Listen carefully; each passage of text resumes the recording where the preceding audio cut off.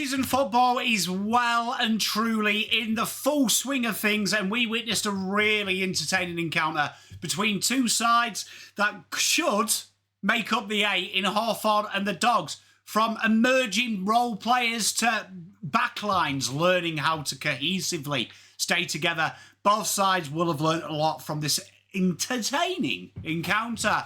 A big 2025 awaits for both sides. We've got a full game recap, who stood out, who impressed, 5 key takeaways, what did we really learn from it, and which players are really putting their hands up for selection in the opening round. Before we get stuck in, do me a solid, hit that like and subscribe button. Make sure you support the channel. We have a load of AFL content coming up for you this year, and I can't wait to spend 2025 with you guys and girls. So let's roll that intro and get into it. The Doggies ended up 11-point winners in this. 9-12, 66 for Hawthorn, 11-11 symmetry there for the Doggies, 77. And this game was a really entertaining game, really, in the terms of both sides really went at it quite hard on the ball. Liberatore and Kennedy really did stand out for the Doggies, really showed that new way. Kennedy floating through the ruck, showing that versatility. Liberatore controlling it. Unfortunately, Bont went late off in the game, but they were a real standout. Hawthorn really showed that real fast-paced, energetic football that we see from them. Some real standouts for them as well as they head into the season. James Warpole looked back to his best. The Wizard and Connor McDonald really looking dangerous in the forward line. The big takeaway here was it was being built from the back from Hawthorn this year. Their backline really stood up, but it felt like they were quite wasteful going inside 50 Hawthorn and not really looking to really damage as much as we saw last year. But back to middle looked really solid. The Dogs were incredibly ruthless when they did get ahead of the ball. And despite the injuries, they showed that they are a dangerous side. They have so much talent. And I would say from a depth perspective of role players, the Doggies are probably one of the best sides in the comp. In the end, at Tassie, the Dogs ran out winners. And it was really just a case of taking your chances when you needed to. And that was a solid win for the Doggies. The damage was done, though. Few injuries in that game for them. That's really going to cost them in the long run. They've got a real horrific injury list at the minute. Waitman, Treloar, Bont, indecision. They've got problems. But that forward line is interesting. So let's get into them takeaways. First one is Sam Davidson. They picked him up with a late speculative pick. We know what he was in the VFL. And as a wingman, he really did showcase everything you want from a wingman. Elite work rate, very clean, looking to constantly drive them from attack. And from the opening exchanges, Sam Davidson really did put his hand up in this game. This is one of them games where, you're looking at these types of players to say, right, I'm ready, I want to play. And 29 touches, 6 score involvements, 617 metres gained. He was precise. He looked to do the right things. He looked to be that key link-up player as well. And even though there was some adjustments coming his way in the second half, they tried to curb that output from him. He still found ways. That kick in for Aaron Naughton's last goal was an absolute beauty. He looks determined to put his hand up to be selected for this and not just be an also-ran. And he's well on his way. I think Dogs here have really unearthed a real good talent here and someone that I'm really excited about seeing in the long haul. Let me know what you thought about his game. Hawthorn's backline, while the scoreboard at the other end probably isn't exciting, this game here really did showcase that if it wasn't for Sicily, Battle and Tom Barras, this could have been a blowout. And they really did stand up. And this is going to be something that I'm really excited about watching as the season progresses. Hawthorn are probably one of the few teams that have got infinitely better. Like when we say better, miles better. And what is really impressive about their acquisitions of Josh Battle and Tom Barras is they all have different skill sets that really open up this James Sicily swingman role. Now, we didn't see him as much swing this game. We saw him more in the back line. And that is a big name trio to have down back. Josh Battle was incredibly rock solid, finding the ball at ease, 27 touches, 6 marks, 3 intercept marks, 322 metres gained.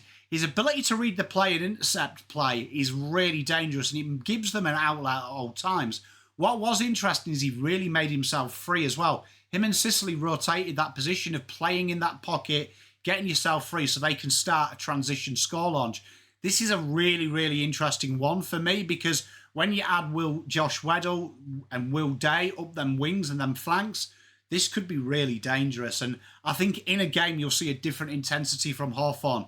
Tom Barras showed exactly why they targeted him as well. A real old-fashioned key man. He was immense in the one-on-one contest, winning 75% of them. 6 marks, 9 1%ers, and 4 intercept marks. His presence in that defensive 50 allows people to play off him, and that is incredible. When you're upgrading Sam Frost to Tom Barras, that's like upgrading from a Peugeot 306 to a brand new Lamborghini. Do you know what I mean? That's insane. So he really did contain the key forwards very well, I thought. And the fact that they've got a big man who is elite to play off, if he stays fit, and they can get that fitness into him, that's deadly. And then James Sicily was just his usual commanding self. 7 marks, 515 metres gained, 3 spoils, 4 score involvements. His ability to just be dynamic is insane. And the fact that they found a way to free him up even more, I think is dangerous for AFL forward lines. If you don't contain this, which is really hard, because Tom Barras has had great success over his career, and Battle and Sicily are probably 2 of the best at freeing themselves up and hit targets, you've got problems. So this was really it. And despite the Dogs winning this game, you could argue, I don't think the backline was the issue. I felt like it was more the control in the midfield and lackadaisical effort. But this is solid. If the midfield structure ahead of them sorts itself, which it will do when it's a real season, this backline is one of the hardest to break down in the AFL already on paper. It's a top-tier defensive unit in the making. So more games into them, more synergy. Look out. McNeil, Naughton and Darcy, not the triple threat we probably expected at the start of the season, but Lachlan McNeil put his hands up to say, don't worry about Waitman, I can do it. And more known for his pressure, he had an absolute blinder. He was everywhere, working up the ground. He was almost Audi Cody Waitman at times. Elite forward pressure resulting in 4 goals, the game high, 18 pressure acts, 3 ground ball gets as well in the forward 50, 5 score involvements. His application of defensive pressure was solid, but his second, third efforts and his willingness to apply that pressure and then get himself loose and get himself freedom, constantly being a threat with getting his hands in the contest, trying to look to keep the ball alive. Real solid. He's not that old school pressure who tries to create stoppage, tries to keep the ball active. And Aaron Naughton showed he's not just a key forward who's a target. He was just not dominant airily. He was also dominant on the deck as well. 3 goals, 4 marks inside 50, 4 ground balls won, and 8 score involvements. That physicality, that movement, that ability to play up and down really makes him dangerous. And he's so dangerous contested as well, one-on-one. He is a real delight. And I think he's one that doesn't get the respect that the other key forwards get. He's a real hard-working guy. And Sam Darcy continues to show that development. The young guy showing and being a presence inside 50 and a reliable second marking tall. If you add Jamara Ulgo-Hagan to this team, this is dangerous. This is the real deal. And although the Doggies have got injuries, and you can see that in-game, I don't think they'll get away with playing as loose as they do. Sam Darcy ended up with 3 goals, 3 marks inside 50 and 2 tackles inside 50, really buying into that culture of everyone defence, team defence. And Darcy's agility and forward craft is improving minute by minute. The forward line stays fit and firing, and they can keep these guys. They're always going to be in the mix. That mobility, that danger, that pressure goes a long way. Another takeout for the Doggies would have been Liberatore and Kennedy. And Matt Kennedy, for me, is a big loss for the Blues. His versatility, and he's okay saying that we've got a lot of same players. You saw why he's so special when you give him a primary role. Playing in the ruck, playing in the midfield, he was a constant accessory to Tom Liberatore. And Tom Liberatore himself controlled the metronome to that midfield. 31 touches, 11 ground balls, winning all the hard ball, 9 clearances, 10 tackles. Pivotal to them getting from defence to attack and stoppages to getting forward. But it wasn't just the wins that Liberatore brought. It was the crucial areas, his defensive work, that metronome, that kind of like you watch him and it instantly makes you better. And Matt Kennedy, that support role, he's, for me, an elite role player. Playing in the ruck, but also constantly backing Liberatore up, making no one get an easy ball. 19 touches, 6 tackles, 3 clearances, 6 inside 50s. When Treloar and hopefully Bont will be ready by round 1, he comes into this, it just makes them better because they don't have to mess about doing the tough stuff. Kennedy's game sense is really good. His defensive pressure is strong and his work around the contest is good. But also that ability just to pinch it and become an extra midfielder in the ruck controls the stoppage and allows you to build a base for repeat 50 entries. I think this duo is critical to the Dogs' chances because it makes the sexy players sexier by these guys being rugged and hard-edged and blue-collar. Both teams will take something out that they showed forward threat and midfield threat. The Dogs will walk away with what they feel like was probably a thought win, but quite comfortable. They look clinical up forward. They've got some real solid players. Again, I still have the question marks about the backline, where the Hawthorn on the other end, midfield to backline was really good. It was them entries in the forward line. There was patches of dominance, and both of these sides here went through stages, and it basically the result was the Dogs' stages were better than the Hawks. But big takeouts here. If Dogs get the forward entries, they're a problem with that forward line.